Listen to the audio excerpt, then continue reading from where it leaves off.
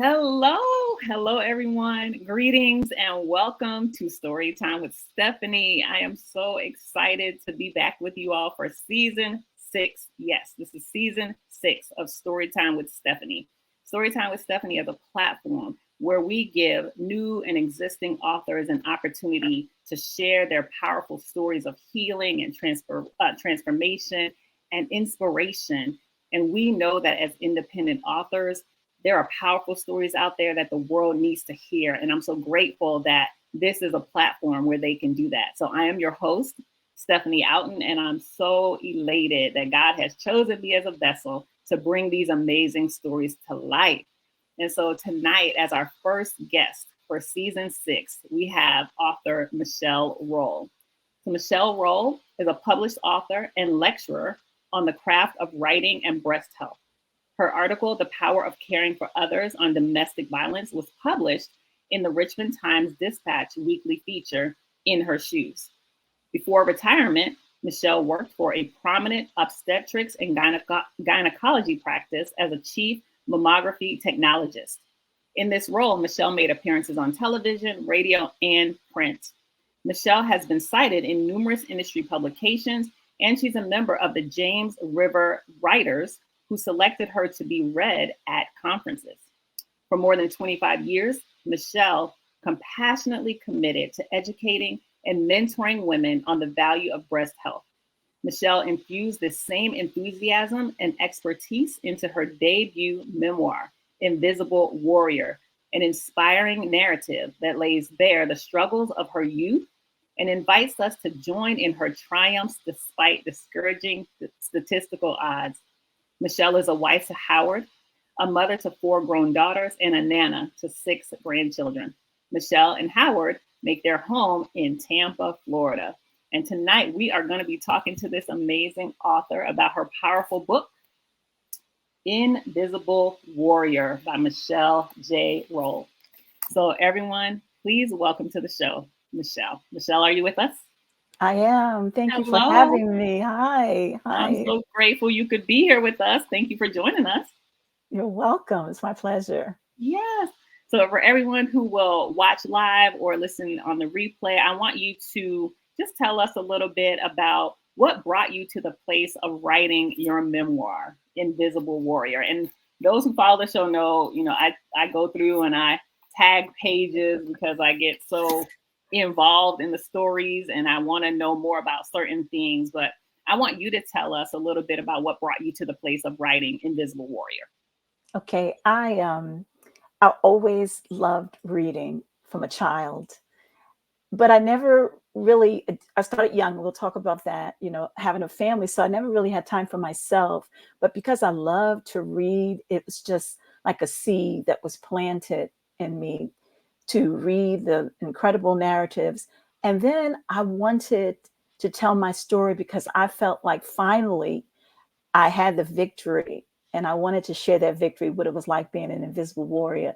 So I started reading, and then I would write little stories at lunchtime at work. And then the coworkers would say, "It's story time." And they pull their chair up. And I said, y'all are kidding me, aren't you? And they're like, "No, we love your stories." And then a doctor put a book in my hand called The Kite Runner. Oh, And the author was, the narrative was so vivid. And I thought, that's the way I want to write. I want to write so you feel like you're in the story.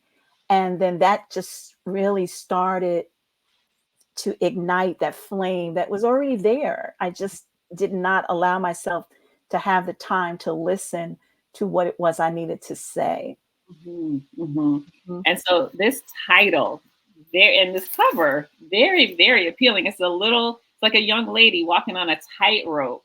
Yes. Invisible Warrior. Now, why did you decide to call it that? I know from reading the book, kind of the journey and the things that you walk through. But tell us about that title. Right. It was important to me as an independent author to have a cover because we know we don't have the opportunity or the marketing dollars and publicists and all to put our book out there. So I wanted a cover that would really grab a person's attention. And I wanted a girl that did not have a particular ethnicity, that everybody could identify with her. I didn't want to write a story just about a little Black girl. I wanted people to see themselves in the story. And a friend of mine, I asked, he's an artist, and Jose is his name, and he he's an artist, and I asked him if he would do the cover. Now I just told him my heart and what I wanted, and he created the cover. And when I look at the cover, what it says to me is that there's this girl trying to navigate this tightrope life, trying to have a balance. And then what I loved about it, I was born and raised in the Bronx, and if you can look and see the cityscape, Yep. and you already know where it is. And so, and then the title "Invisible Warrior" is that's how I felt. I felt invisible growing up and having to deal with a lot of problems that no one ever knew about. I felt invisible, but I love the part about the warrior, because warriors keep fighting. They never quit. So that's where the title came from, Invisible Warrior.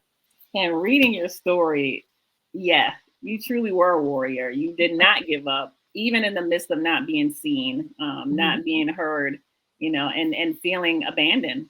And Yes. most times with your family members and your parents in particular. Yes. And so I'm from Brooklyn. Ah! So when I saw that you grew up in Bronx River Project, I was like, oh wow, Yeah, that was rough, it right? was. It was Hmm. a rough area. And Hmm. I did not live in the projects. I'm very familiar with the projects Hmm. because we Hmm. literally lived right across the street, right, Hmm. from projects. Hmm. And so we understood the life, and I had friends that lived in the projects. So we understood Hmm. the life, that someone who lived in the projects had to live. And Hmm. you faced some serious experiences. Yes. Tell us a little bit about your growing up with your parents. So, kind of reading through the story and knowing that it takes place in parts, because you're sharing parts of your story with us, Yes. with Hmm. your parents. So it seems as if you grew up with them for a period of time. Now, were your parents, did they separate? Did they divorce at some point while you were growing up? Well, yeah, they separated. But by that time, I was a young adult Okay. and out of the house. But I think what often parents think is that them being together physically in the same household means to children that they're together, and when we actually know that they're already apart, they're just living in the same space. So Hmm. they separated, but they were apart long before they physically separated. Yeah. So tell us a little bit about growing up. And for those people who don't know what the projects is, tell us Okay. a little bit Yes. about the projects and how you all came to live in the Bronx River Housing Project. Yes. Okay. So my father was from Philadelphia, born in a small town, Coatesville, Pennsylvania. My mom was from Lancaster, Pennsylvania. And they met. He went into the military. And when he got out the military, I think that being that they both grew up in the North, but they wanted, like most people, want to come to New York to make that money and get, have a better life. But I don't think they ever intended to stay. But New York has a way of grabbing hold of you. Yeah. And so out of the military, he came and affordable housing, and they came to New York. And when they came to the Bronx River projects, they were new. Some Hmm. of the projects probably weren't even built. So they were Right. there from the beginning. But the interesting thing is that my father always told me that it was named the Bronx River Housing Project. And in his mind, he was a very brilliant man, was that that's exactly what it was. It was a project. Yeah. And the Charles Abrams, who was the person who initiated the idea and orchestrated the building of the project, um, it was supposed to be short term, Hmm. you know, affordable housing. It was never intended in the beginning for people to live there indefinitely. It should have been a springboard, but the project it was like living, in a can of sardines. I mean, you know how sardines are just, everybody was just so crowded that you could be in your bathroom, and the way the pipes ran through the floors, the things that were meant to be private, you could hear in your own space. The floors were hard and cold. The walls were cement. they sent up the heat when they wanted to. Mhm. They, you know, everything was controlled. Yeah. And although the outward part looked beautiful, you know, the grass was cut and green and the buildings were clean initially, it was really not, it didn't indicate exactly what was going on Mhm. inside of those four walls. So my father and mother moved there, and it's just like, I think they got stuck. Yeah. They got stuck there. Yeah. Unfortunately, and that's what it seems like. And it from the relationship as you describe it between your parents, things became Mhm. very volatile and Yes, hostile between them. yes, yes, yes. And I think that's what happens to a lot of families that Mhm. live in that kind of project environment. You develop this mentality, right? Because it is Yes, like you are sardines just all boxed up in this one right, can. And right, it is not it's not living conditions in which you want to be is for any long period of time, right? right. That's But correct. your Mhm. parents were in that situation and there were several of you kids That's right. in It the was 5 household. of us. Yes. 5 of Mhm. you in the house, 5 kids Mhm. and Mhm. 2 parents That's right. in the projects. And That's right. how many bedrooms did you have? That's right. 3 bedrooms. 3 And bedrooms. 1 bathroom. 1 bathroom. Now you shared a little bit about, just kind of the experiences with your father. Now it appears, from what you shared that your father really loved you, did care about Oh, you, wanted to oh, yeah. see the best for you and for your kids. But when it came to this relationship with your mom, it was peppered with, anger and frustration. Where was some of that stemming from? Did it happen kind of when he came back from the military, or was it just, did something happen that sparked the challenges in their marriage? Right. I think that one of the things that was very common during that time, mostly all of the fathers were functional alcoholics. They all drank and they worked very hard. But you have to understand during that time, for the black man, he still did not have access, didn't have access to education or good jobs or even housing for his family. So he drank, Yeah. but he was so brilliant. But yet, and still, that alcohol was very destructive. It was like he was a lamb during Monday through Friday, but when the weekend came, he just transformed into a different person. Mm. And then on Sunday morning, you could smell breakfast where he was up cooking early in the morning, just sober again, and then it would start all over again. And I think for my mom, she did not work. She had other challenges in her life. I think her health, back then there was no spa days or Mm. mental health days, or, women worked and that's all they did. They seldom got out of the house for anything that was just for them.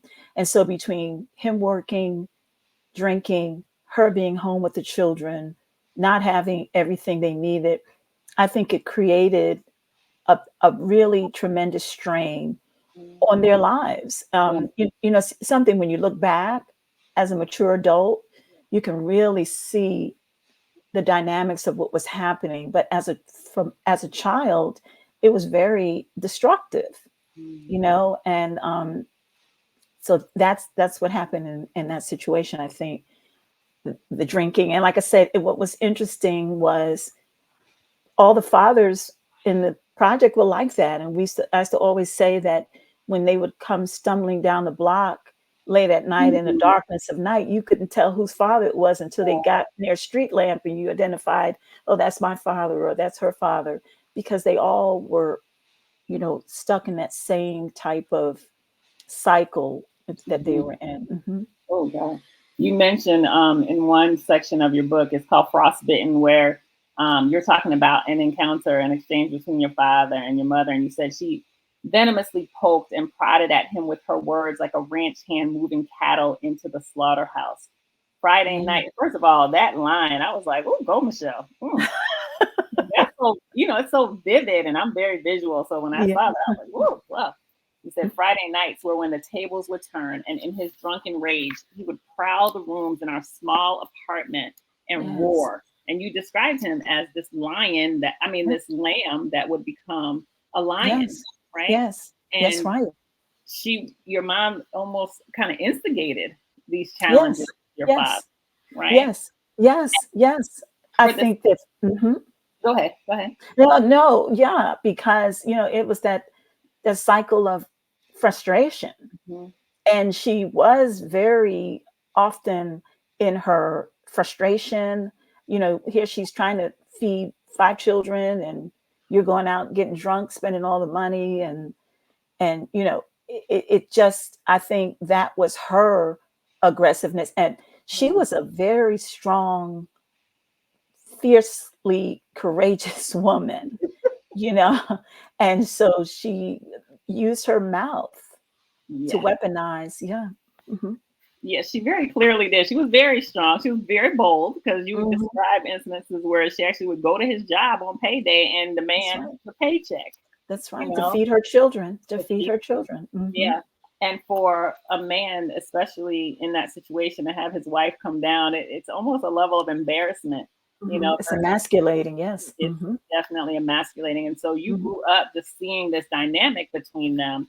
Hmm. And what was that doing to you as a child, seeing that type of relationship between a woman and a man? And here you were as a young girl, you desired just to have your mother and just to have your father, Right. but you had to experience this dynamic of a frustrated mother or a frustrated woman and a frustrated man trying to be parents in this household with 5 kids. What was Hmm. that like for you as a child? It's interesting. I've always thought that when I saw these things, and we'll talk about that later because it's interesting. My husband had the same thoughts as a child, but I just envisioned myself having a different life. I Mhm. never thought that I would stay in that situation. And as being invisible, because that's, you can imagine with all this going on, nobody's seeing you. Mhm. You are just there. Yeah. And this is the thing that I love about us having this conversation. In order to heal and to move forward, we have to be honest. Mhm. It doesn't take away with them doing the best that they could at that time, but a lot of damage is done, and is often done in our homes, and we have to talk about it Mhm. with honesty, not no hatred or resentment or Mhm. none of that, but just hope that our conversations will help people to first of all be honest so that they can get free Yeah. from what they think is not acceptable thoughts. They think, oh well, this I shouldn't be thinking this because it's my mother, my father. Well, Right. no, if it's not healthy, it's not healthy. That's right. And yeah, I just never thought as a child that my life would be that way. I just used to watch and I just thought this won't be my life. Yeah.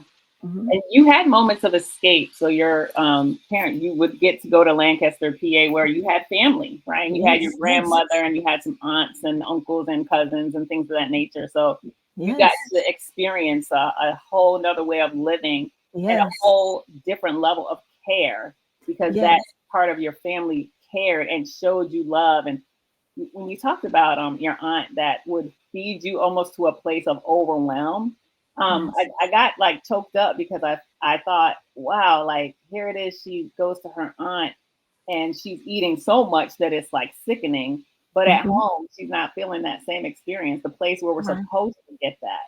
And right. so, share a little bit about that side of your family and Oh, the dynamic of going to see them. that was so amazing. They still have a special place in my heart and my life. They always will. They were such instrumental part of my life growing up because you go to Lancaster, Pennsylvania, the Amish country, and if you've ever been there, the rolling hills, oh, the smell of manure is there, but you see the beautiful fresh fruit and vegetables and the hugs and just the warmth. And what was interesting is my aunts in Lancaster, Pennsylvania, and in Philadelphia, they had their own homes. They drove their own vehicles. They had tremendous jobs, educated. So both sides of the family, we're living in a housing project, but that's not all I saw. I saw these families that were doing well, but moreover, they were so generous and loving. I just loved going there. I felt that's where I I felt nurtured. Mhm. And I'm just so thankful.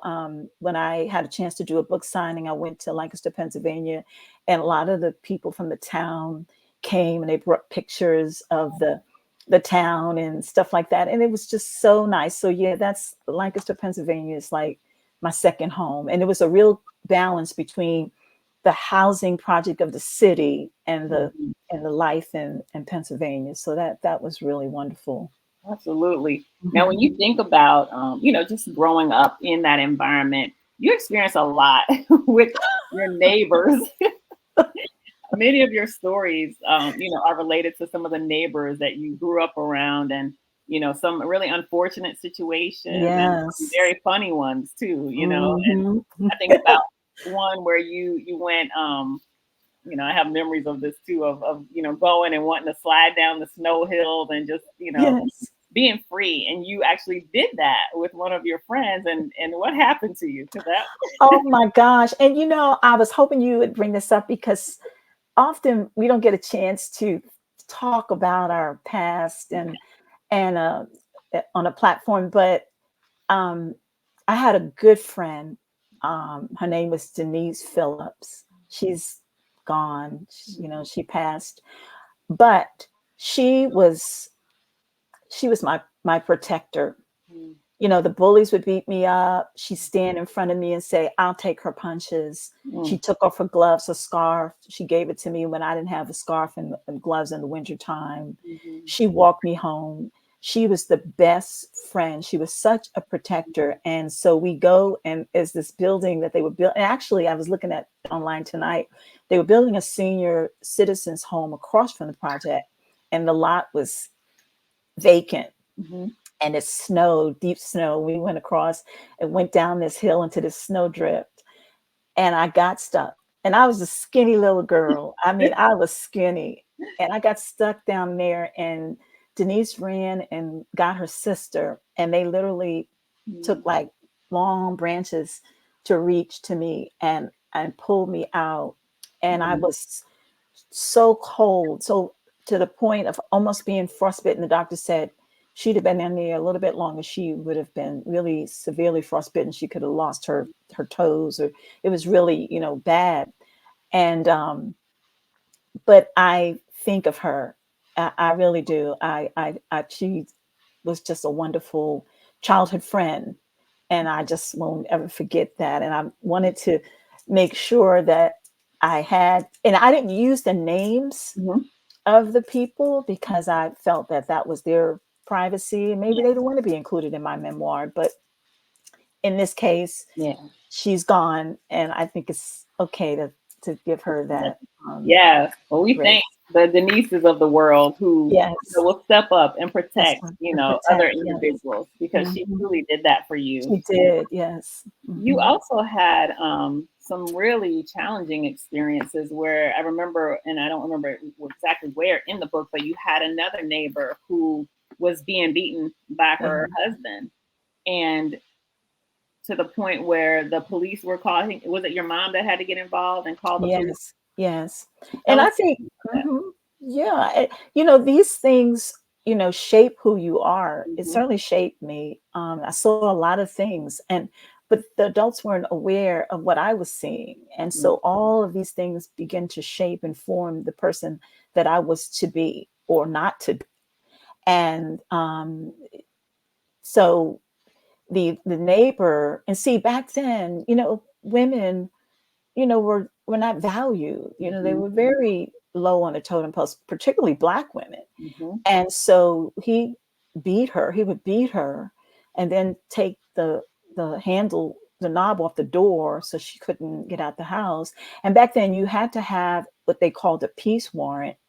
The mhm, police had to have it in their hands in order for them to remove the person that was, being performing domestic violence. mhm, And so this particular time, he was down there beating her, and my mom called the police, and they got there. And I'm standing there watching this, and every time she tried to hand the paper to the police, he'd get in the way. and finally they were able to get it, and they took him out.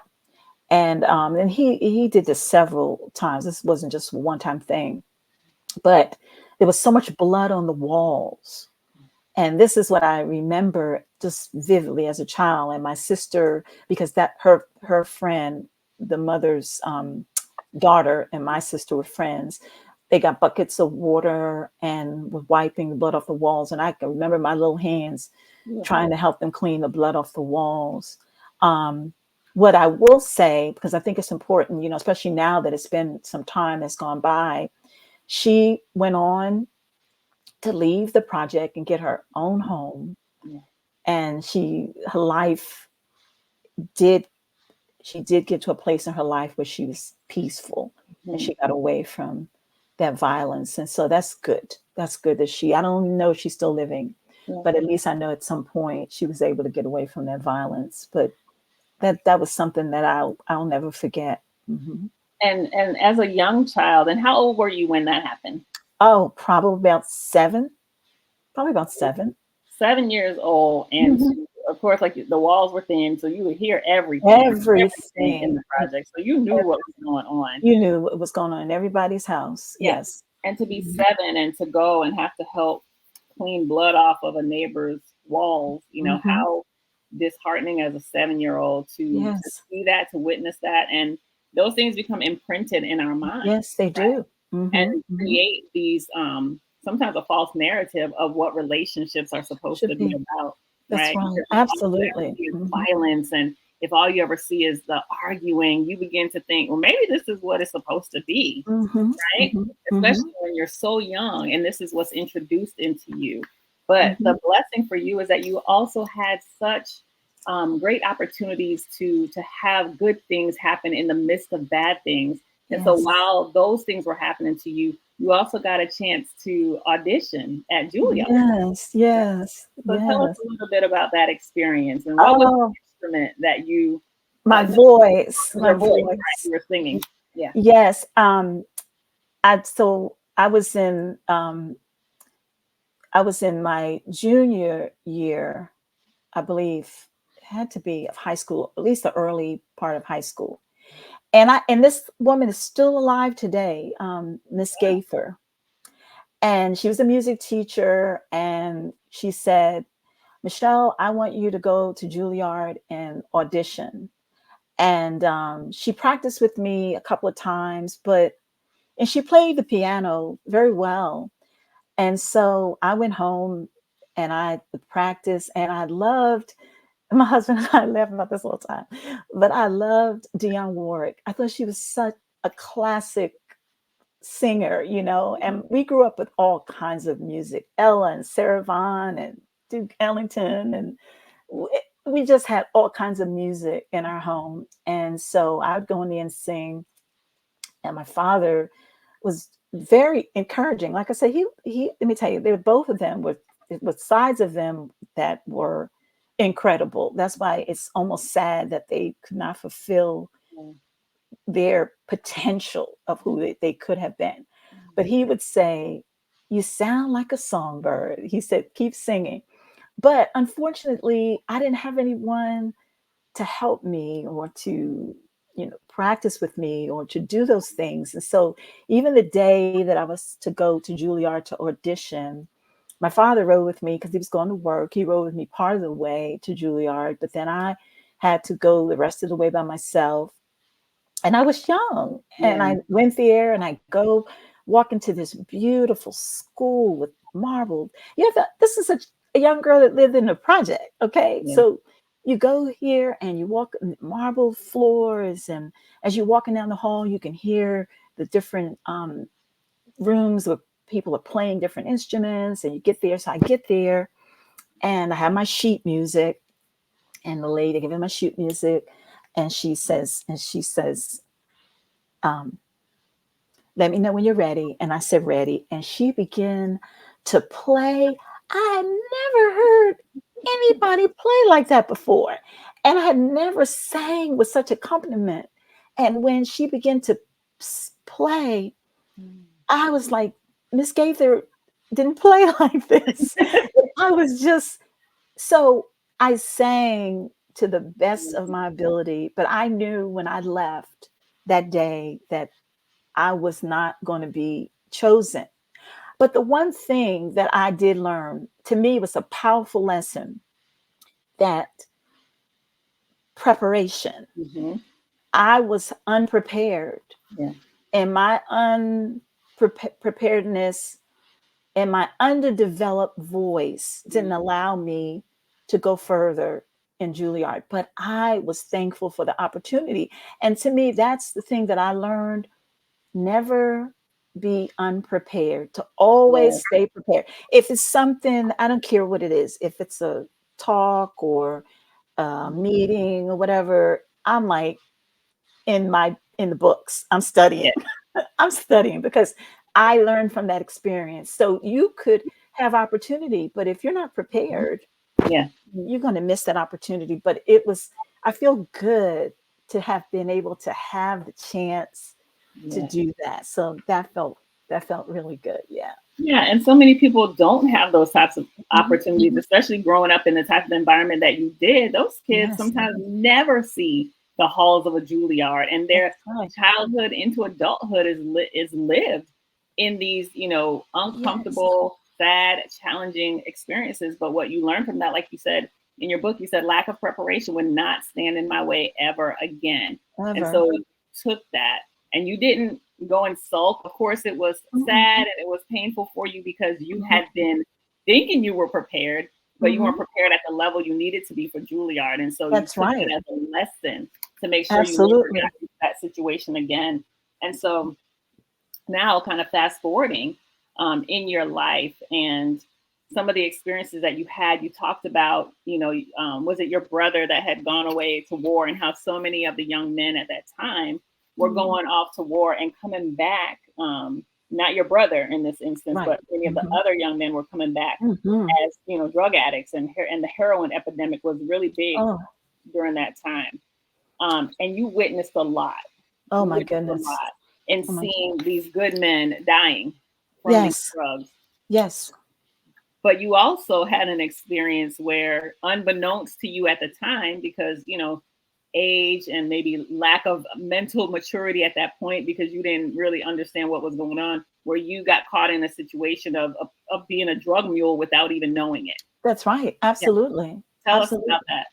Absolutely. And I love the part. I wish, can I read an excerpt about that part? Absolutely. Okay, because I think that apart from Love Finds Me, that chapter, I have a few favorites.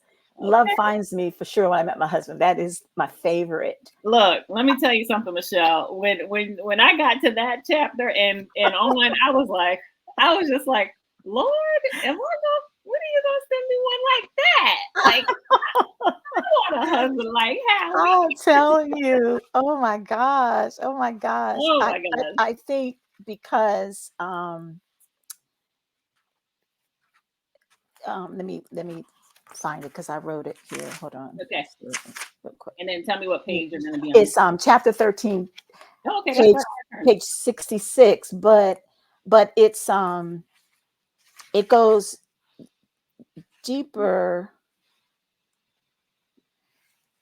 Yeah.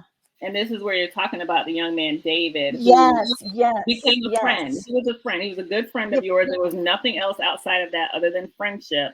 But right, there were some right. things going on with David. He was depressed, and there Yes, were some things that yes. he didn't understand. Yes, exactly, exactly. And the thing was, the thing that was so sad was how that back then, just like fentanyl or things are on the rise, and miraculously it ends up in our communities. And but that's how it was with heroin. It was just so many young people. I had so many friends Yeah. that never lived to be a young adult. Mm-hmm. And when they would overdose, they didn't come for them. The ambulance at the time, we call them ambulance, they didn't come. They come to pick up their bodies, but they weren't trying to come and rescue them. And I soon learned as a young girl, they're not coming. Wow. They're not coming. Mm, But so the part that I really, this is the part that it talks about the being a mule and not even realizing what I was doing. So says, um,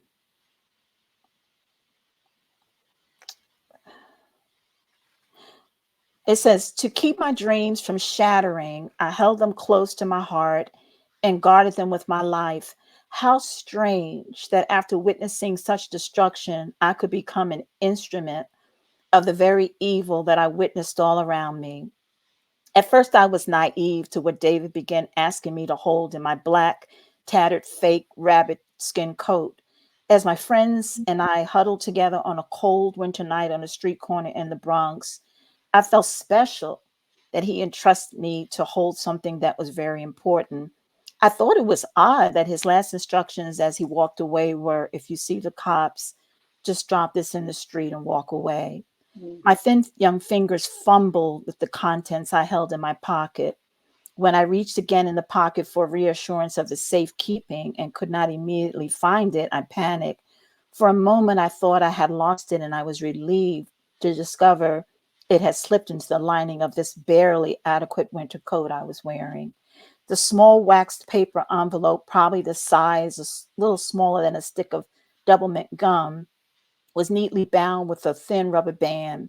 Other people would come around, and David would casually place his hand in my coat pocket and skillfully retrieve single packages. They would be exchanged for money. He held the money, and the one time I glanced at this ritualistic transaction, my eyes could not believe the size of the wad of money he unfolded and added to his spoil. It did not take long for me to realize what was mm, happening and that this was not what I wanted to be a part of.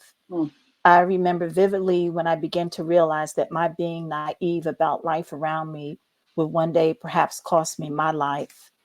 Now I realize that I was a mule courier, merely the carrier, bypassing normal channels of resistance. Wow, that's me, the path of least resistance. I never profited from this drug life, and I never looked into the eyes of those who perished from this poison. I never felt the pain or heard the wailing mourn of the loved ones left behind. They were all just shadows in the bitter, cold winter nights. mm. And it just goes on to say how that he he he even would shoot up Yeah, in right front of in me. front of you. Yeah, Yeah. yeah. Ooh, And I love the part that I said, fortunately, I disconnected from this life the night we were sitting on the park bench in the dead of winter. The street corner had been long ago abandoned by our friends and the junkies that hung around, hoping their desperate pleading and incessant scratching would yield them a free hit to get through the night. You could hear the wind whistle a haunting melody as it passed through the bare trees and stirred up the dry leaves in a dance. mm, And I tell you, I realized at that time, this is not for me. yeah. And, What yeah, what happened to him? Because in that one instance where you explained how he shot up right there in front of you, and that was the day you were like, okay, I'm done, right? And so your friendship mhm, with him dissipated at that point. You were no longer a part of, his right. schemes of being able to use you as a drug mule. Do you know what happened to him kind of I after that? I don't. I Mm, don't. It's interesting because I do know that he went to prison for a time because it was then that I met my husband. I yeah. mean, who was a boyfriend. I met him because he decided that he was interested in someone else, the the guy that I knew as a friend, but he was interested in another girl. And I told my friend about it, a girlfriend Mhm. about it, and she said, I have somebody I want you to meet. Yes. So that's when you everybody needs to have that good girlfriend, Yes. right? That has that connection with that good man. Because that friend hooked you up, and little did she know she was gonna hook you up for life. That's right, 56 years. Ah, That's how long it's been? Yes, Oh, Valentine's Day will make 56 years. We oh, started dating on Valentine's Day 56 years ago. We've been married 52 years. oh my God. It'll be 53 this year. Yes, ma'am. Look, and how appropriate that chapter 14 is Love Yes. Finds Me. You You know, got I didn't get that. I didn't know that, Stephanie. I have to tell him chapter that. 14 is Love Finds Me, and you all, oh, Valentine's Day is when you connect. Oh. Look, I just smile, from this point of the book on, because it's just so beautiful how Mhm. God does things. Oh. Um, yeah, because even though your love story was marred with a lot of challenges, I Yes. mean, I wanted to cry, Michelle. I was just like, what is going on? Like, could Yes. this woman deal with anything, anything Yes. else? Yes. And, Yes. and then when you and Howie broke up, I was like, Lord Jesus, Oh, I know. like, no, Howie, I get it know. together, come back. I know. Even my mother said, Howie, you need to, you and Michelle need to get back together. Yeah. Yeah. Thank God he came to his senses I because, know. That's right. Exactly. whew, I told him the clock was ticking. yeah, and he knew where his the water was coming from his well. I'm He knew. telling you. He knew. And so you all, how old were you when you got together? I was 14. He was Oh, 17. Yes, 14. ma'am. Okay. I was Yeah. trying to figure that out. I was like, wait a I minute. was a You've been mature 14-year-old. well, you were with Yes. everything, all of your life experiences made you about 25 when you were Yeah. 14 years That's old. right. you Exactly. you were literally walking on this tightrope from I was just balancing life. I'm church. telling you. You see how that makes sense, doesn't it? Yes, absolutely. And so here comes this awesome young man, Howie. He comes to your Yes. life. He's 17, you're 14, and this Yes. budding relationship happens, right? And it grows Yes. into something so beautiful. And Yes. you all end up sharing your first, encounter with each other. You like the way that I Yeah. wrote. Look, y'all, the way that she wrote about this, they're losing her virginity is basically what we're Mhm, talking about. I was mhm. like, let me read this again because this just sounds so special. Like, wow. And when she said we found and made more opportunities to be reintroduced repeatedly. That's right. I said, Yes. okay, well, so you Bec all go ahead. No, I thought to me, I didn't wanna write that book that my grandchildren couldn't read. And Yeah. not too long ago, my oldest granddaughter was here. She said, "Nana, can you read your book?" I said, "I can't read the whole book, but I can read different parts." And I read that part to her. I said, "You ready for this?" And Oh, so the way that it was written, I wanted my daughters, my granddaughters, my grandson to not be ashamed that he couldn't read it yeah. and feel, Uncomfortable. uncomfortable. Right. Yes. Right. And that was important to me. I was so tickled. Well, you did a great job at how you described it. I love that. And so Thank you. you all were introduced to each other in a very Yes. special way. Yes. Um, Mhm. and through that, you all ended up getting pregnant. Yes. So you got Mhm. pregnant at a young age, and Yes. here it was. You were living in the projects. Yes. He was living in the projects, but not in the Yes. same projects as you, right? That's same project. I Oh, could see same one. his window. I could look out my window and see him sitting at the table eating dinner. Okay, I didn't realize he was in the same projects. Okay, I could, so yes. here Mhm. you were in this, project environment. You were Mhm. pregnant, young age. You're living with your mom.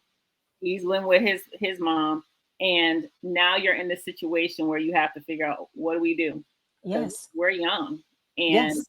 we are already in impoverished Yes. situation. Yes. And he had a wonderful, sweet grandma um, Oh. who loved you, who loved him, and who really was the first introduction for you into who God is. That's right. And so tell us a little bit about your experience with who you all call Grants. Oh my goodness. She was such a godly woman. And I did not, and I know for some believers who, and most people in the world, the country, find it hard to believe, but and we'll talk about it later, I didn't, I never heard about Christ. Right. Didn't know anything about the Lord. And his mother, he's always talking about his gramps, and she was a godly woman, and he said as a child she would fall asleep many nights on her knees praying for her family. And so he brought me to I have to tell you this, so it's cute. When he brought other girls to meet him, because he always wanted his girlfriends to meet Gramps, because he Mhm. loved Gramps. Mhm. And Gramps said, why you bringing them, why you bring that fast girl here? And she said, she's not fast, Gramps. She said, don't tell me, I know what I see. Oh. So when he brought me, she told him, she said, now at 14, she said, she's going to be your wife. Mhm. And he said, Grams, I'm not thinking about a wife. I'm not thinking about getting married. And so that particular night, it was a bad snowstorm in New York, and she called my mom, and she said, she didn't ask. She said, Yeah. these young people need to stay here. They don't need to be traveling. So she's going to sleep with me, and I'll, make sure she's fine. And I slept at the foot of her bed, and she prayed over me. That's how that chapter, Under the Cover of Prayer. Yeah. And I didn't know at the time, but going forward, you'll see as the story unfolds that her prayers, I'm telling you, that was a praying grandmother. Her prayers, like the Lord says, that he, from generation to generation, that he'll cover his promises, cover generation after generation. We will hopefully talk about that because that's so important.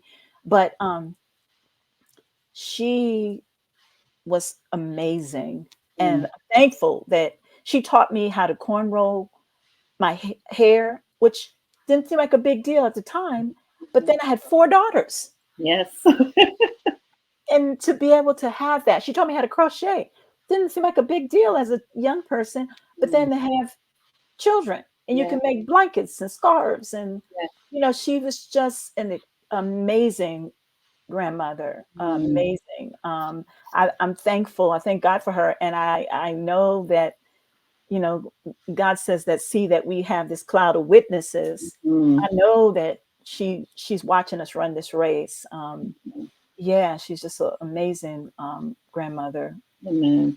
And Mhm. so you got pregnant at a young age, Mhm. and at that point it was conversations about getting married, Yes, and you were also too young to get married, right. and so y'all had to do some finagling. Yes, and it was Graham's suggestion Yeah.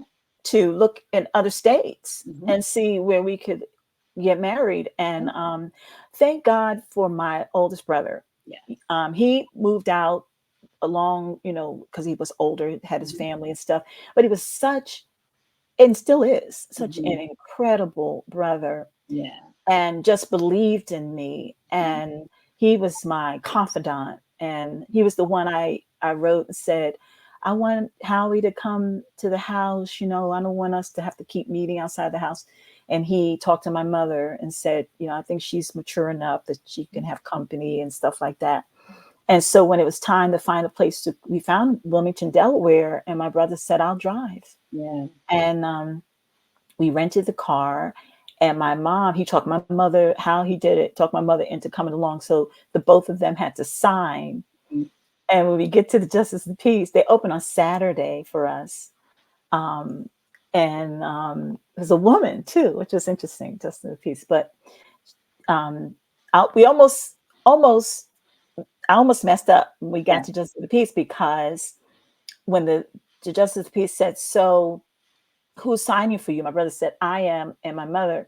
So he says, you know, are your mother and father, are they married? And I said, yes. And then my brother said, but they're separated. They're legally separated. Because Oh, if he hadn't said that, which they were, but right. had he not said that, then she would have said, well, I'm sorry, we need to have the signature of both Both parents. parents. But Yeah. because they were, and that was the honest truth, they were separated. And Mm. And and so so because of that, you were able to get married. yeah. Oh. And 2 weeks later, Tanya. You had little Tanya. You had, well, who's now Big Tanya? Big Tanya. She's big. She's our big daughter. Yes.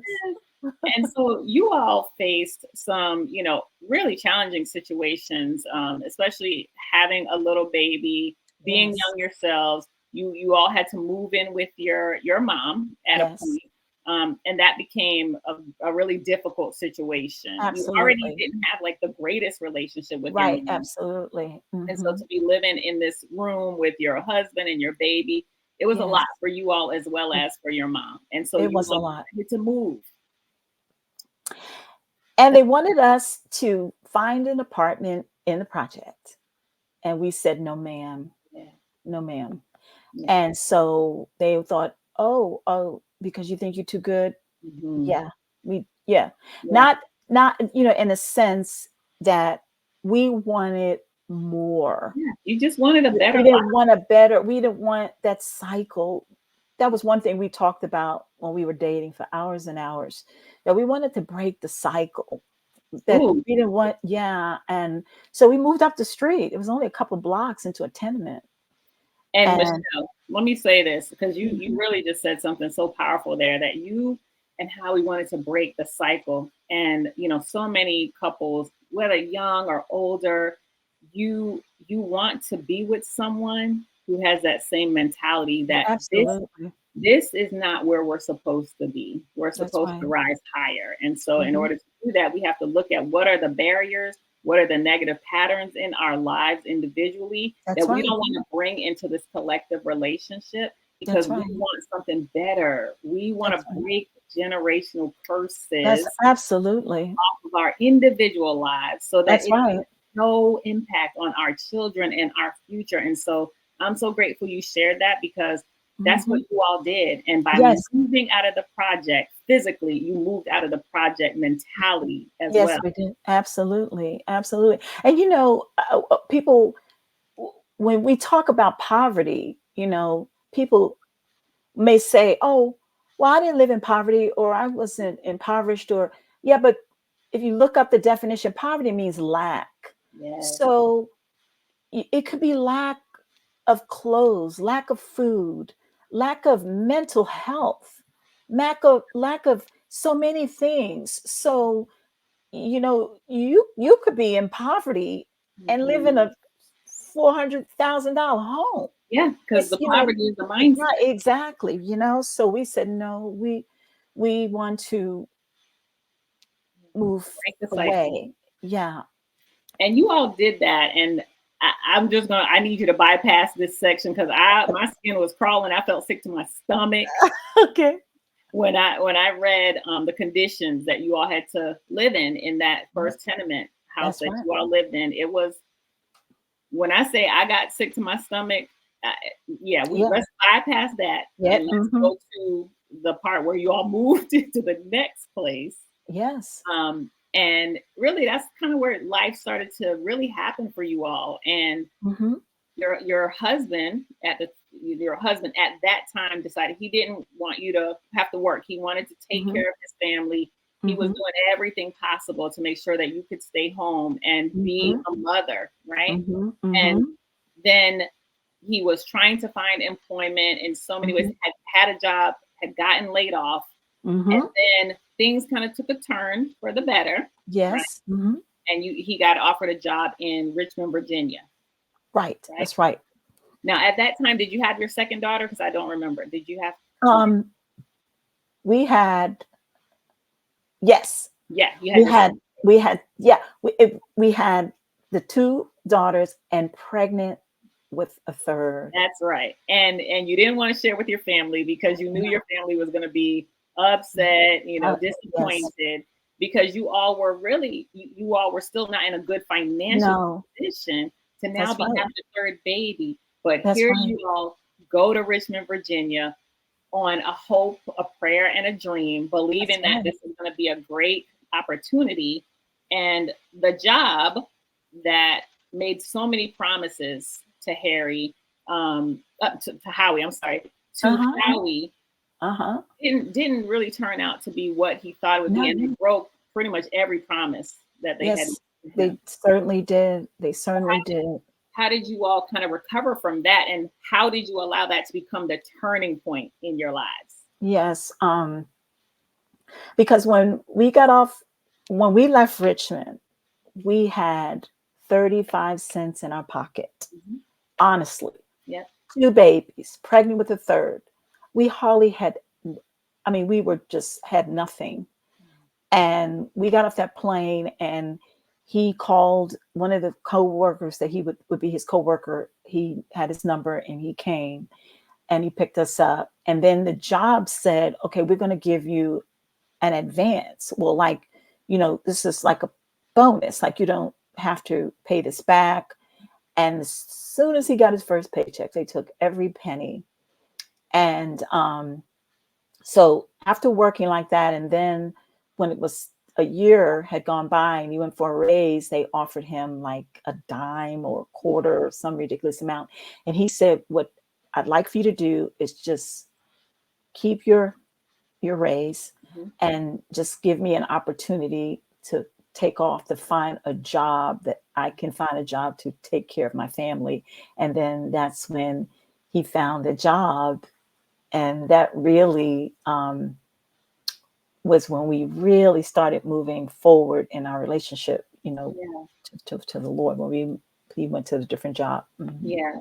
And then you began to develop some like health concerns at that point, and you Yes. were having this feeling you said an elephant felt like it was stepping on Oh, your chest. for sure, for sure. It's interesting because when you look back, and I just thank the Lord how He's given us receipts Mhm. about this journey, because a lot of times people say things and oh, they don't believe it, you're just talking. But it was myocarditis, and it's inflammation of the myocardium of your heart.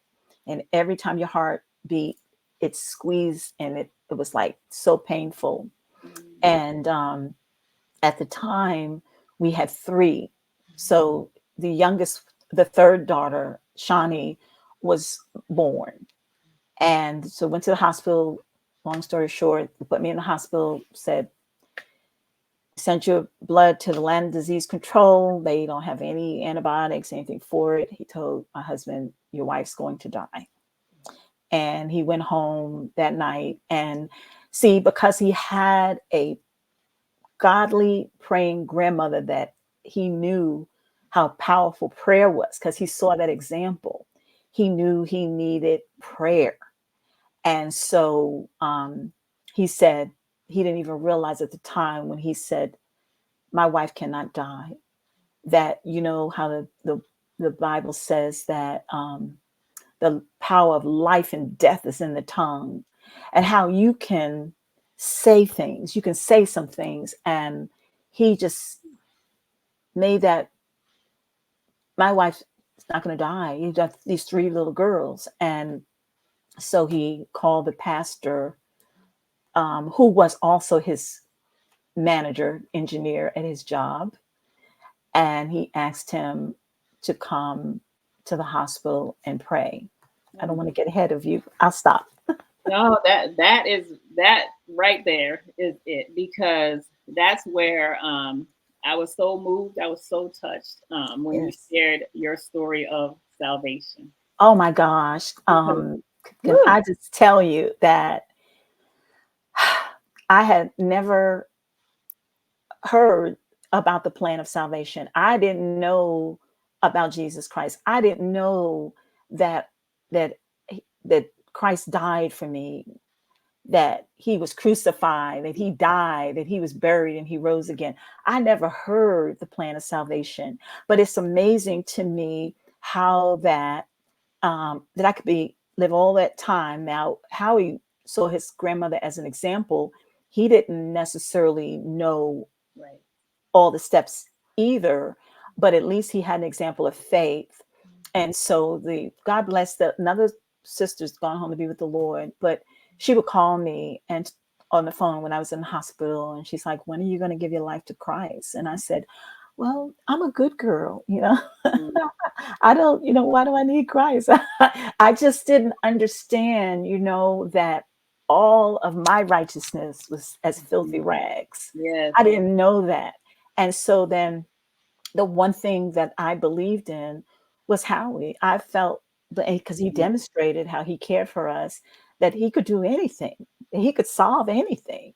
And but when I saw that hopelessness in his eyes, I knew that this was serious. I didn't know I was going to die, but I knew this was serious. And then when I lay there, I had a chance to really think. And as the woman Cheryl used to tell me about the love of God and the love of Christ and how he died for me. And then I began, the Holy Spirit, it's amazing how he begins to draw you in and bring about that conviction. And so I knew, so Howie said, can they want to come up and pray with you? And I said, sure. And the pastor came up to the hospital, him and his wife, and he said, I want you to read a couple of scriptures. And I could tell the way that he handled the word of God, that was something sacred about the word that was in this Bible. Just the way I never forget it. And I read that in my Father's house, there are many mansions.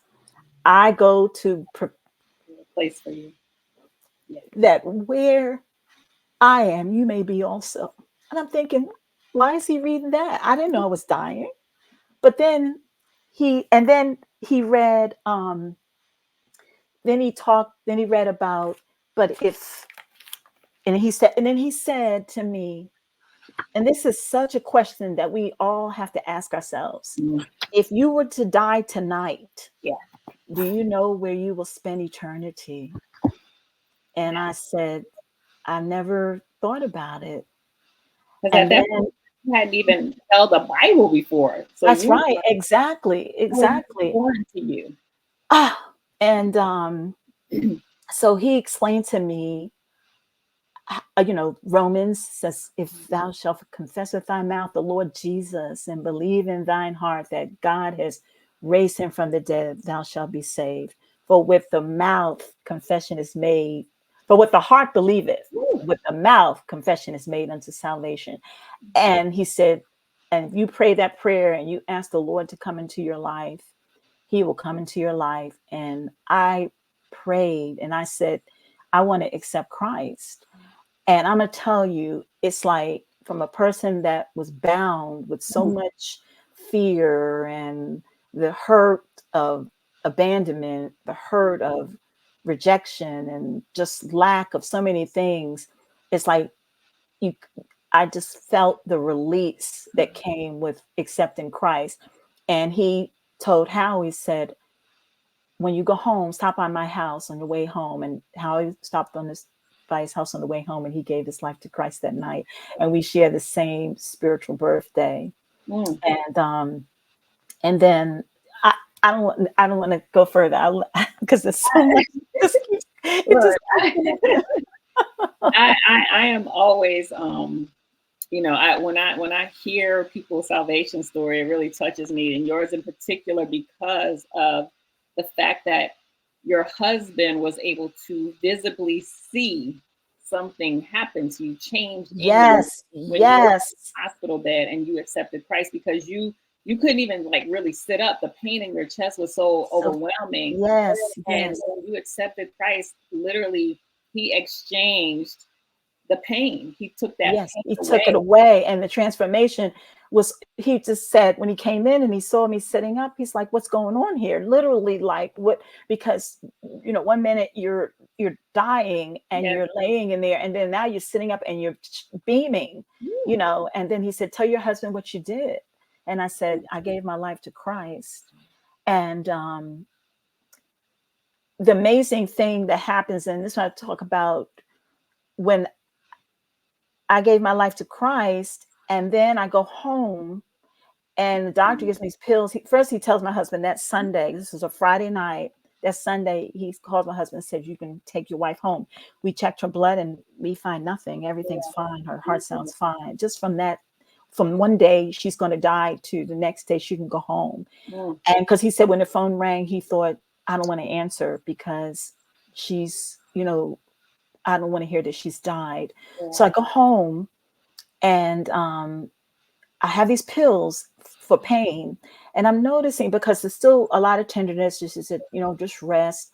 But I had such a wonderful pastor's wife, and she would call me and we would pray, and we just talked about the word of God, and she'd give me scriptures about, just, healing and believing God and stuff. And then I noticed that I stopped needing to take the pills for pain. Yeah. And then months went by, and I was feeling, better. And so I go to church, and this pastor, God rest his soul, Dr. Levi Arrington, was visiting our church. And I was on the overflow, a small little church in Petersburg, Virginia. And I had a friend, Betty. She's gone home to be with the Lord, but she was a registered nurse. And I was sitting next to her, and I said to her, my chest is bothering me a little bit. She said, I'm going to go over and stand on the line. They have the healing, the anointing of the sick, and you come forward. And she stepped forward, and she said, I want to come on behalf of my friend. And he said, is she here? He said, yes. And she said, well, I would like for her to come.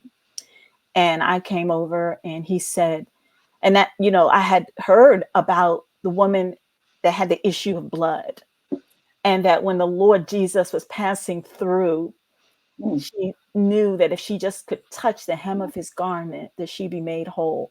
And he said, do you believe that? I believe that by faith, if you would reach out by faith, that God will make you whole. Do you believe that? And I said, yes. And we touched and prayed together. I go home feeling a lot better. So about a month goes by or two, and then I start vomiting. I can't keep anything down. And go to the doctor. The devil said, see, you ain't healed. You're sick again. Go to the doctor. Now, after I had Shawnee, I had my tubes tied, burned. They call them cauterized, tied and burned. And so I go to the doctor, and he starts laughing after he examines me. I said, what's so funny? And he says, you're pregnant. I said, I can't be pregnant. I have my tubes tied, burned. Y'all hear this, right? She already had her third child. She came out of this heart condition. She was healed from the heart condition.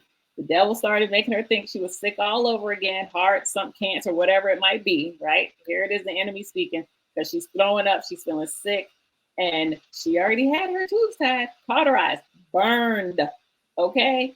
Mm-hmm. She goes to the doctor, and the doctor says, Michelle, you're pregnant. Mm-hmm.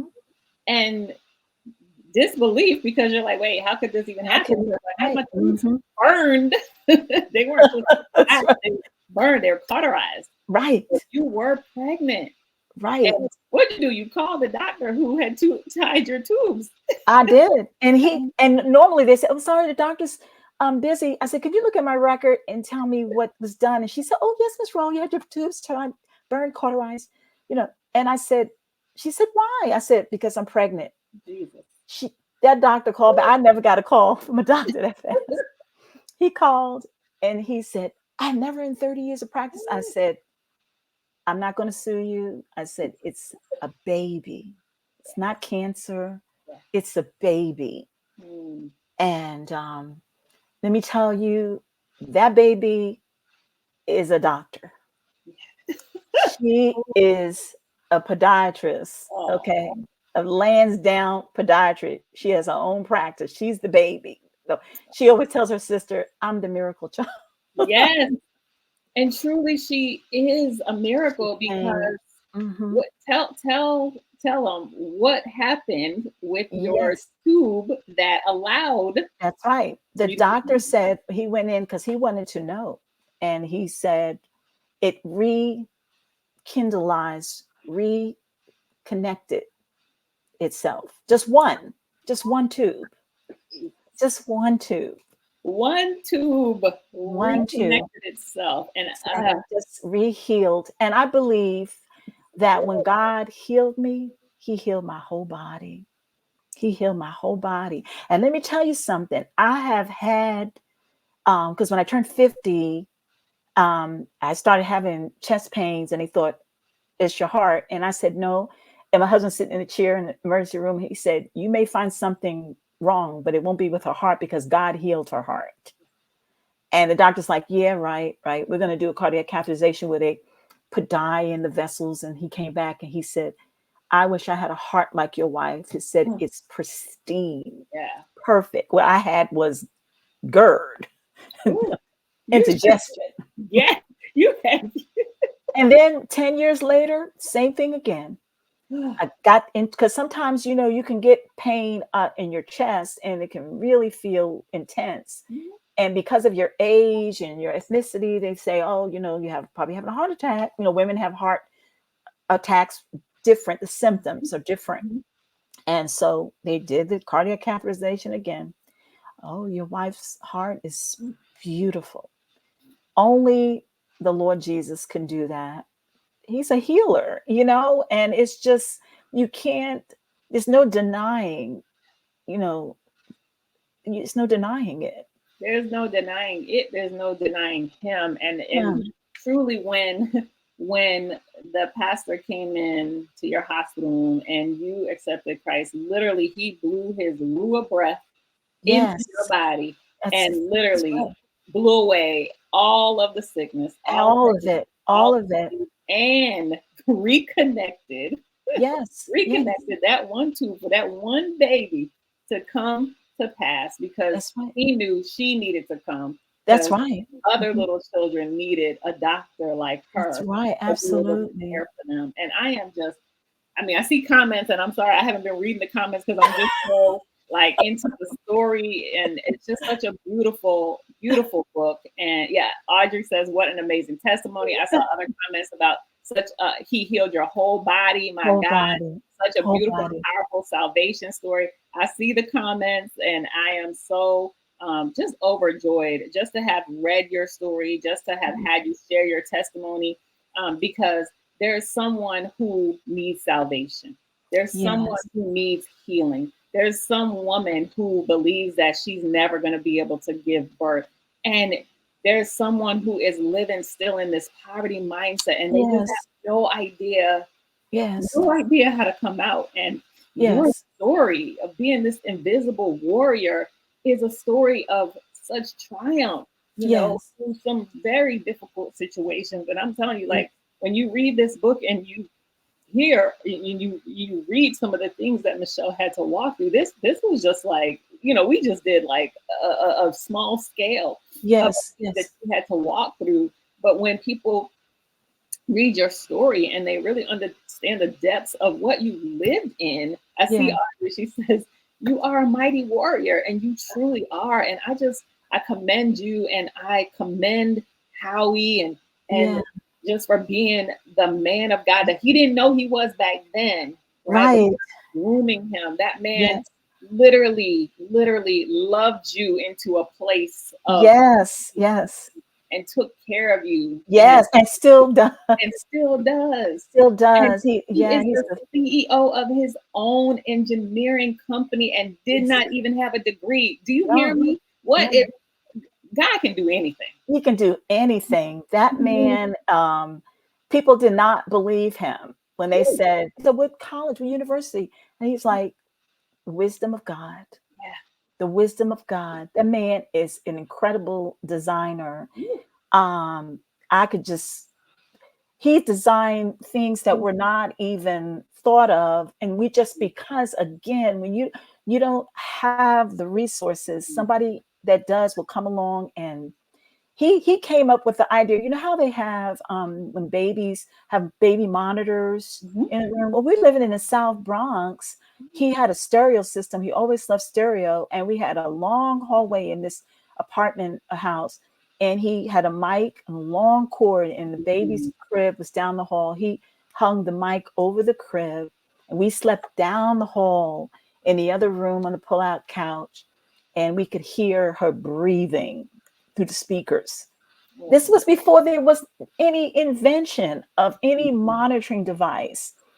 Um, just so many inventions and things that he has come up with before people even thought about it. He's an incredible designer. And we know that who our creator is. Yes. See, we see these gifts and talents. It comes from Comes from our above. It creator. comes from our creator, He's the Jesus Christ. creator. He's the Yes. creator, Yes. I do what I love, what I was glad to do was to be able, I want to just fast forward, if I could, just for a moment, to those little girls that we talked about being born and stuff like that, to see the generations. Now they have another generation. Yes. So, the oldest daughter, she has two children. Mhm. One's a flight attendant. She has a son that's an athlete, an A student. Then the other daughter, which is the second daughter, she has a daughter that just got her master's degree and is a mental health counselor. Her sister is on a track to be a doctor. She's pre-med. The third daughter has a son that she's adopting. And then the fourth daughter has a little boy, and she's the doctor. Her husband's the pastor, a pastor. Just to see the generations that have come from these two little kids that trusted the Lord. And that is, if anybody could hear anything tonight, God, the reason why I didn't die was God said that my sickness was not unto death, Mm. but for the glory of God. See, it was for his glory. It Mm. wasn't for me to die. It was that so that he would be glorified in that healing. And out of that healing would come all of these generations of a family that believes Christ. These are children and grandchildren that are serving the Lord. That, to me, that's the wonderful narrative of the story. And what I love is that, because I know what it was like growing up and not having that, libraries mean a tremendous amount to me. And so I make sure Mhm. that my books are in the library. So the book is in the library in Mhm. Tampa. Amen. The book is in the Library of Virginia, um, downtown in Richmond, Virginia, the seat of the Confederacy. That Ooh. little Black girl, her book is in the library. Okay. So, that's, to me, I just want people to realize that I believe success begins with a dream. The Lord says that where there's no vision, the Yeah. people perish, right? So that's what's so important to me, to be able to continue to tell the story, because I know there are young people Mhm. that are living in project. I was looking it up today. That housing projects here in Tampa, still housing projects there in the Bronx. We're not saying that good people don't come out of projects, Right. but that's not our end goal. That's right. So is to stay in the project and never go outside of that. It's not That's not the goal. Yes. And so, no, not to be ashamed, because you need housing, you need affordable housing, but you have to have a mindset that says this is temporary. It's temporary. Temporary. This is not permanent. And you prove that through your story, Michelle. And I am so honored that you chose to grace us with your presence Oh, and chose to share your story. And thank you for my autographed copy of the book. I you're love it. welcome. I You're appreciate welcome. it. I want everyone, and before I prepare to close, I just want to say this because I peeked over and I just watched, who was in the room and who was commenting. And when you shared, about the sickness not being unto death, I thought about Sonia, a friend and my trainer who's in here. I see her comments, and she's the first person I thought about because she's a four-time cancer survivor. That's right. And I thought about her, and then I saw that she's here, and she says, "I hear you clearly for His glory." Yeah, because the sickness is not unto death; it's No, for His glory. And that's I thank you right. for sharing that because there's so many people walking through Yes. physical and emotional sickness, right? They're so Yes. sick, and all of it is for His glory. And when we're able to, one, we come out of agreement with those things. We come out of agreement with it. Your husband was like, my wife is not going to die, right? And That's right. Exactly. life and death is in the tongue. We come out of agreement with these sicknesses and these illnesses and diseases because Jesus Christ was nailed to the cross That's for right. us. So all of that, the sins, the sickness, illness, and disease was That's right. already all was our great job, mommy. So proud of you. That's what I'm telling you all. Telling you all. That's so beautiful. But She's all my of it big daughter. rests with him. And so we don't have to carry that burden. And so That's right. I'm so grateful that when your husband spoke those words and we Yes. speak those words of life over other people, that the sickness is not unto death, it's for his glory. And I thank Yes. you for sharing your story, because your story is for his glory. You Yes. truly are Absolutely. that invisible warrior that has come into the light to be able to help other people to transform Yes. and to be inspired and to truly heal in so many facets of their life. So I thank you, Michele, for being Yeah. here. Thank you. Mhm. Michele's information is going to be scrolling across the screen where you can find her, but just share really quickly, how can people connect with you on social media, or if you have a website, share that with. Yes, it's sweet tea is, but sweet tea is spelled for my website is SWEATEA, sweetteawriting.com. It's a platform to be able to it's there. My goal is to be able to put other authors' works there so other people can see. But it's a platform that has both of my books. I have another book that's already out, and so it's there for you to browse. And I don't have a Facebook page, but I'm at mroll_novelist on Instagram.